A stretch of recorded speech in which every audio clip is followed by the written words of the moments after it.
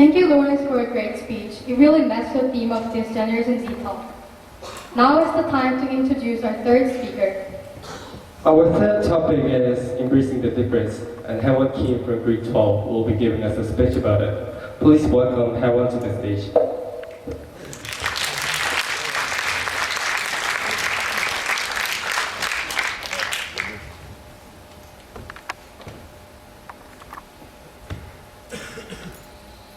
So, through living in China or elsewhere in Asia, you might see yourself living under a fairly conservative culture.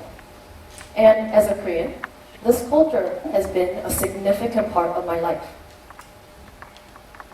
I was often ignorant, indifferent, and sometimes I even disliked the differences between people.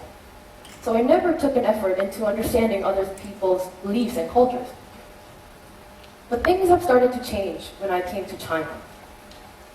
I was involved in an international community where I was given the opportunities to learn from different people with a different perspective through the stories of my teachers and my friends. Some of them were new, some of them were interesting, and some of them were definitely scary. But through growing up in this international community, I've learned to face differences that exist between people. And there wouldn't be a better example to show how much I have been changed through living in an international community and how I have started to face differences between people. So back when I was in Korea, I have never expected to see any LGBTs around me. So here, LGBT refers to lesbian, gay, bisexual, and transgender.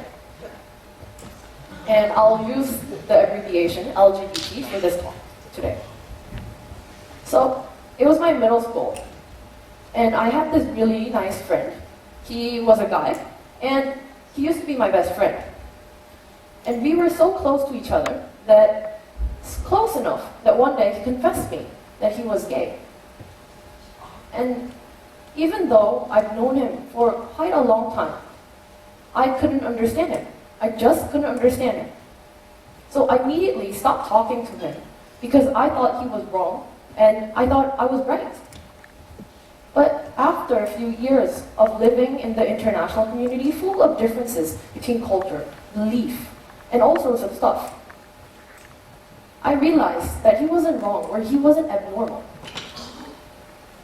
It was just the differences between me and him. And I realized that I was such a close-minded person with prejudice and discrimination. Then my perspective towards LGBTs have started to change. I was embracing them and I was accepting them. So I truly understand what it is like to be faced with a difference with other people, and especially with LGBTs when you're from a very conservative culture. And I know that there are religious, social, political, and cultural reasons behind you not understanding them.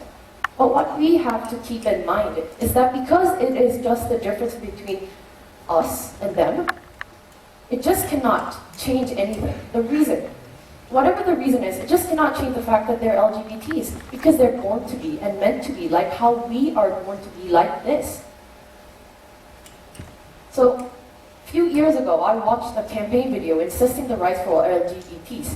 And in this video, they present a world where homosexuals becomes the majority, or the norms of our world, and heterosexuals, becomes the minority of our world. And in this video, heterosexuals are humiliated and bullied in school and elsewhere in the same way that homosexuals are treated in our society right now. And after watching this video, I had to think, what is really normal and what is abnormal? And I noticed that there was no such thing as normal or abnormal.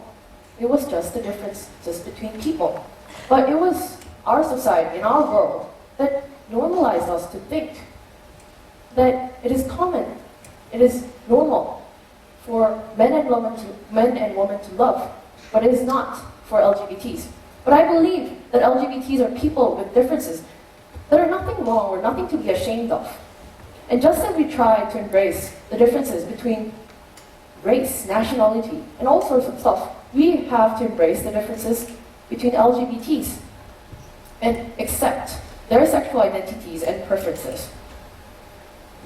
Last year, 2014, December 28th, Joshua Ryan Alcorn, a boy, but who was supposed to be a girl, committed suicide due to his religiously unsupportive mother.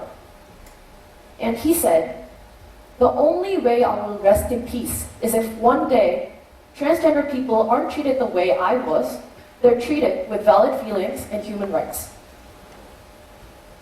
Unless we change our perspective, more and more LGBTs will suffer from living in our community. So, back to the question. What should we do when faced with differences? We have to move out from our prejudice, our discrimination. We should embrace differences. Thank you.